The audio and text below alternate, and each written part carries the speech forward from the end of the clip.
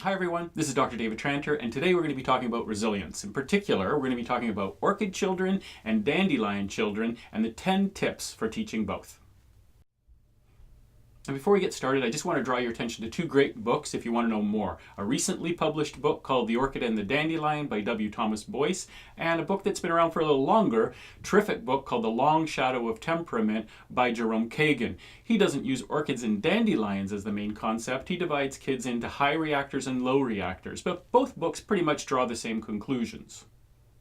So what both of these books and a lot of research concludes is that when it comes to child disposition or temperament, there's a continuum, with dandelion children being on the one end and orchid children being on the other. So let's talk about dandelion children first. These are the kinds of kids we tend to think of as the most resilient, and makes up about 30 to 40% of the population.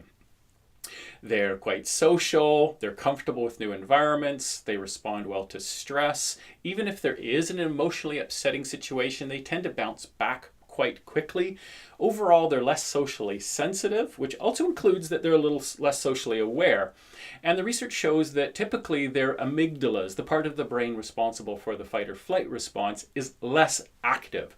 So it takes a lot more to engage their fight or flight response. And overall, what's noteworthy about dandelions is that it's a kind of a good and bad situation in a sense, that they respond less to negative contexts, a negative environment, but interestingly, they also respond less than their orchid counterparts to positive contexts, positive environments. Now let's take a look at orchids. Orchids, that's a smaller group of students, between 10 and 20% of the population. They're high reactors emotionally. They tend to be very sensitive. They tend to react a lot to situations. Typically, they're more withdrawn. They don't like to go into new social situations. They're quite anxious when they go into new social situations. And in terms of work, they tend to be quite perfectionistic. They're more easily startled. In fact, their stress response takes a lot less to activate. They have much more active amygdalas. And overall, the stress hormone cortisol is more present in their system. They have higher cortisol levels in general. Now, here's the interesting thing about orchids, is that although they're very sensitive to negative environments, negative contexts, they're similarly sensitive to positive contexts. So that means that if it's a difficult situation, they're very sensitive to it. But it also means that if it's a positive, nurturing situation, then they're going to get more out of that than their dandelion counterparts. Tip number 1 is that temperament or disposition has a genetic basis, and it's relatively fixed over the lifespan. So this means that a dandelion child will grow up to be a dandelion adult. An orchid child will likely grow up to be an orchid adult. But this isn't necessarily bad news for orchids. Orchids may seem highly sensitive when they're little, and in fact, they're highly sensitive as adults. But orchids can learn to cope with their sensitivity. They can learn ways to manage their anxiety. Orchids can be really quite extraordinary adults. In fact, Jerome Kagan says that when he hires research assistants, he only hires orchids.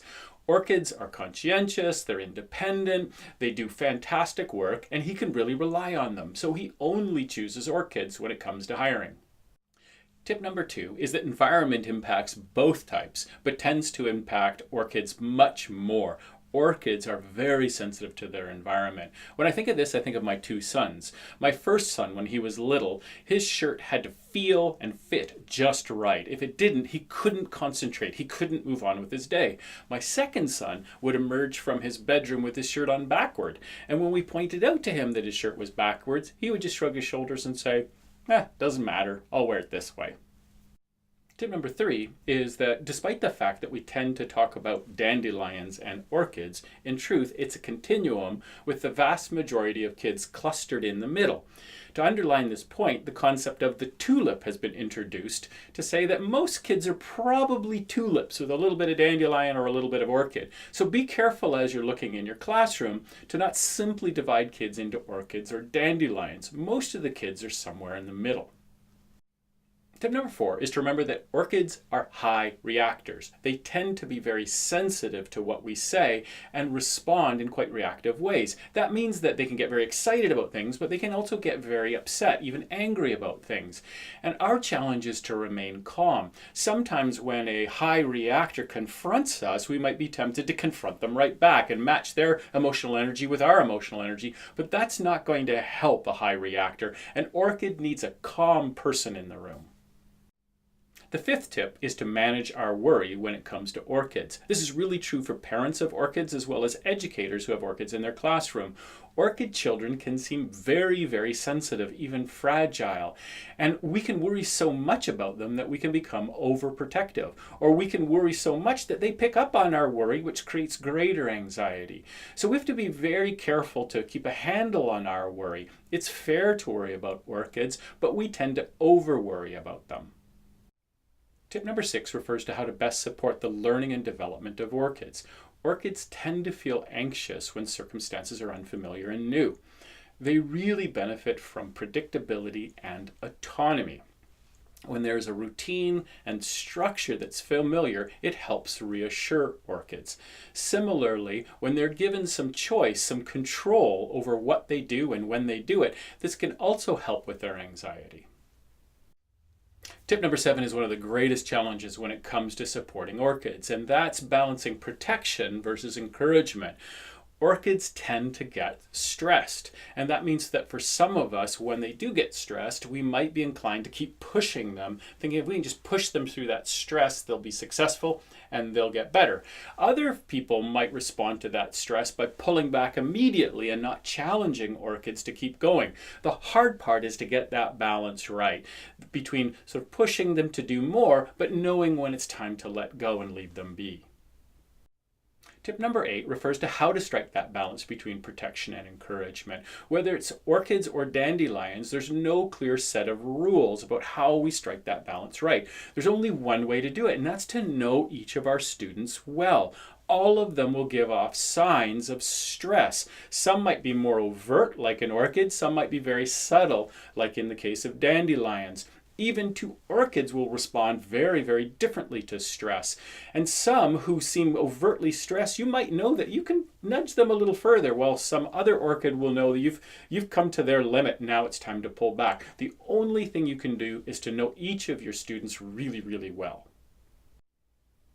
Tip number 9 is the importance of engaging with dandelions, even when it seems like they don't need as much from us, certainly in relation to orchids. But we can misunderstand that. We can tend to think that the dandelion doesn't need us at all or needs very little of our time. In fact, lots might be going on inside the dandelion. There's lots that they need from us. They might not be as overtly demanding. So it's important for us to take the initiative, us to make the connection with dandelions and find out what's going on with them so we can support them as well. Tip number 10 is about the lesson that we can draw from the research on dandelions and orchids, and that's to rethink resilience. Resilience comes in a lot of different forms. There's a lot of different pathways to success from childhood to adult. We tend to think that there's only one, the dandelion pathway. And there's the risk that we try to turn all children into dandelions, teach them the skills of the dandelion so that they will be successful in life. But orchids remind us that kids are not like that. Human beings are not like that. We come in all different shapes and sizes and abilities, and all of those things are really important. We really need to celebrate those differences and try to give kids what they need in order to succeed. The really neat thing about orchids is that although they respond very sensitively to negative environments, they tend to thrive when the environment is positive. Not only do they thrive, they're capable of things that dandelions might not be capable of in terms of surprising us and doing really unique and creative things. So it comes down to the fact that we have to remember that kids are unique. We have to recognize their unique needs, and we have to try to help meet those needs for them so that every child can succeed on their own terms and follow their own path to success as an adult. And finally, just a reminder to go to relationshipbasedschools.com and visit the Center for Relationship-Based Education. There you'll find a lot more resources and information about what we're up to, as well as you can join the Relationship-Based Education Network so you can collaborate with colleagues just like you. Thanks, everyone.